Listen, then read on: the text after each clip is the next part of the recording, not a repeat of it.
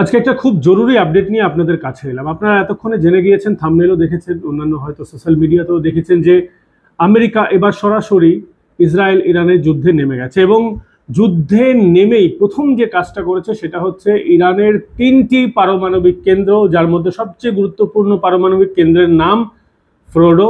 এই ফোর্ডো ছাড়াও ইস্ফাহান এবং নাতানজ, এই কটা পারমাণবিক কেন্দ্র, যেই 3টে পারমাণবিক কেন্দ্রে নিউক্লিয়ার এনরিচমেন্ট হচ্ছিল, যেখান থেকে এই পারমাণবিক বোমাটা বানানোর প্রক্রিয়ার খুব কাছাকাছি চলে এসেছিল ইরান, সেই 3টি কেন্দ্রকেই ধ্বংস করে দিয়েছে, একেবারে মাটিতে মিশিয়ে দিয়েছে। এর জন্য স্টেলথ বিমান B-2 বম্বার ব্যবহার হয়েছিল এবং GBU-57 বহুল চর্চিত একটি বোমা, যার ওজন 13,600 কেজি, সেই বোমা আমেরিকা ব্যবহার করেছে। 6টি বোমা ব্যবহার করেছে বলে জানা যাচ্ছে। এই খবর তো সব জায়গায় রয়েছে, কিন্তু এটার প্রভাব কি হতে চলেছে মিলিয়ে নেবেন। এর প্রভাব কিন্তু খুব ভয়ঙ্কর।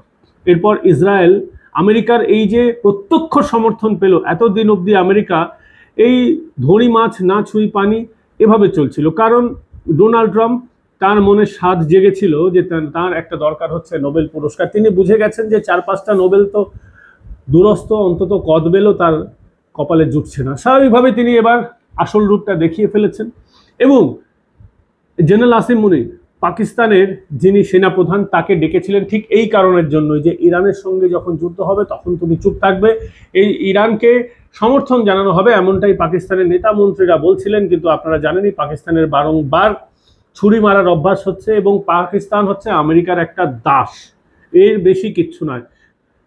পাকিস্তান যে মুখে ধর্মের কথা বলে সেটা শুধুমাত্র রাজনৈতিক বুলি, ভোট ব্যাংকের জন্য, ভোট নেওয়ার কৌশল হতে পারে, কিন্তু আসলে ইসলামিক দুনিয়ার কোনো উপকারে অন্তত পাকিস্তান আসে না, আরেকবার প্রমাণিত হল। ফলে এই দেশে বসেও যারা ইরানের সমর্থনে, এবং অনেকেই দেখছি যে ভুয়ো অ্যাকাউন্ট থেকে পাকিস্তানের সমর্থনে গান গাইছেন, আপনারাও দেখুন, বুঝুন পাকিস্তান আসলে কেমন স্বরূপের একটা দেশ।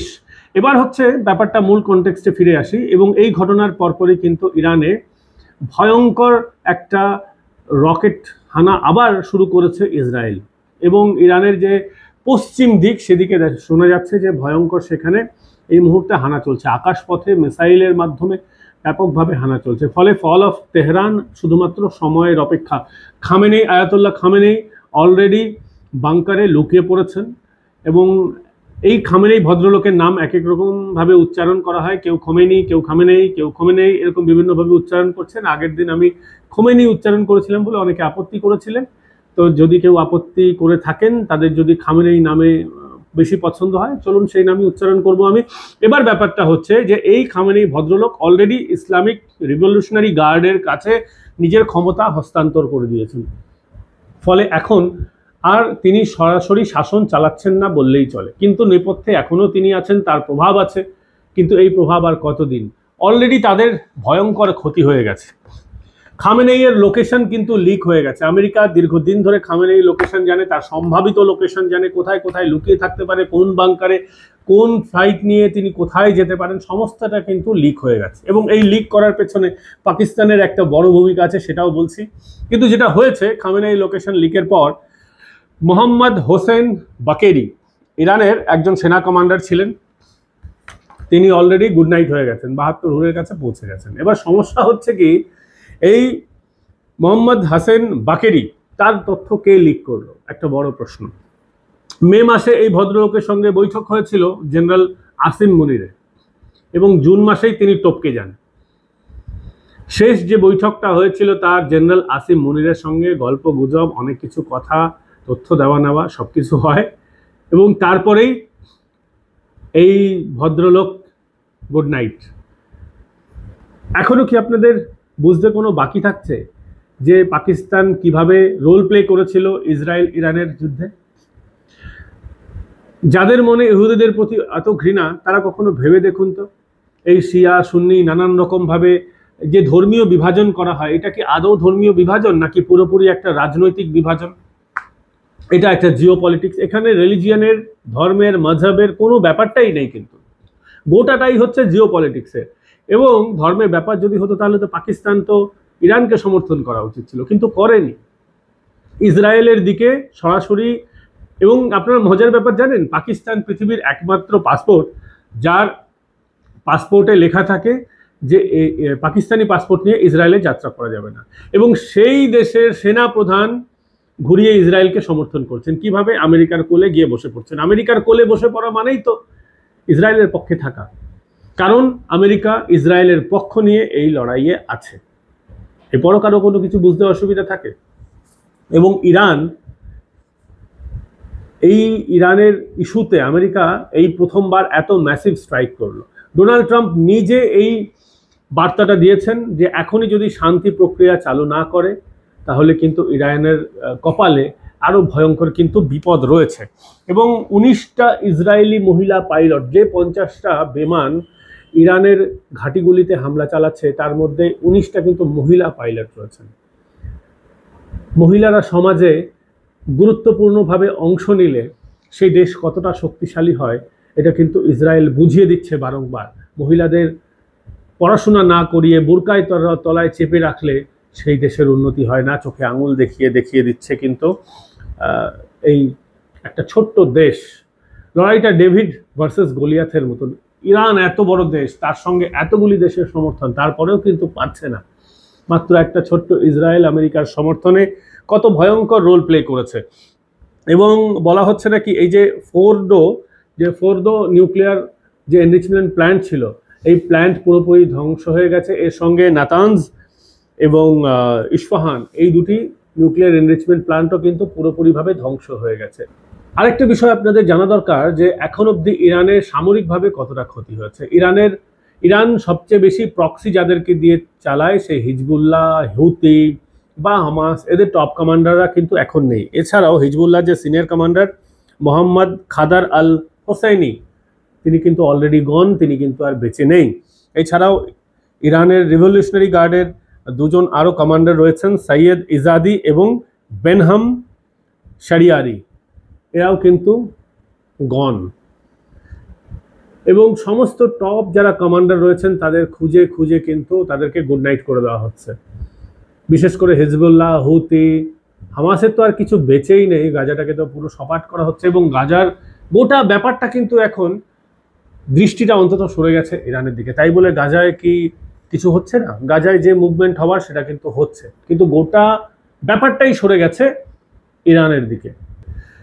এতদিন বলা হচ্ছিল যে ইসরায়েলের কাছে ক্যাপাসিটি নেই, মাত্র 10-12 দিনের অস্ত্র ভান্ডার পড়ে রয়েছে, ইসরায়েল হয়তো হেরে যাবে।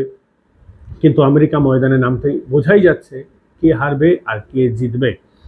এবং এই ঘটনাটা ঘটার পরে এর দূরবর্তী এর কি একটা অভিপ্রায় রয়েছে, কি এক হতে পারে। আর আগামী 10 বছরে দেখুন, ওদের বেশ কয়েকজন নিউক্লিয়ার সায়েন্টিস্ট কিন্তু নেই, এই বিষয়টাও আপনাদেরকে বলে দিই একদম নাম ধরে 10 জন নিউক্লিয়ার সায়েন্টিস্ট কিন্তু অলরেডি গন। যারা মেজর নিউক্লিয়ার সায়েন্টিস্ট রয়েছেন, যাদের কাছে টেকনোলজি ছিল, যারা এই পারমাণবিক ক্রিয়াকলাপের সঙ্গে যুক্ত ছিলেন, নিউক্লিয়ার এনরিচমেন্টের সঙ্গে, তাদের মধ্যে সাইদ ঈশা, যিনি শরীফ ইউনিভার্সিটির প্রফেসর ছিলেন, তিনি অলরেডি গন। এছাড়াও 10 জন নিউক্লিয়ার সায়েন্টিস্ট, স্বাভাবিকভাবে যাদের কাছে টেকনোলজি ছিল তারা তো নেই, যারা তৈরি করছিলেন সবাই এখন গুড নাইট হয়ে গেছেন, যেখানে তৈরি করা হচ্ছিল সব কিছু শেষ। স্বাভাবিকভাবেই আবার নতুন করে জিরো থেকে শুরু করতে হবে ইরানকে। এবং করতে গেলে কি ভয়ঙ্কর, এবারের যুদ্ধটা কিন্তু ইরানের একটা ভাবতে হবে ইরানকে যে এরপরেও কি আমরা এটা কন্টিনিউ করলে দেশটা আদৌ বাঁচবে? তো এখন অবধি কিন্তু ইরানের সাধারণ জনগণকে কোনো রকমভাবে আঘাত করার মুডে নেই কোনো দেশ।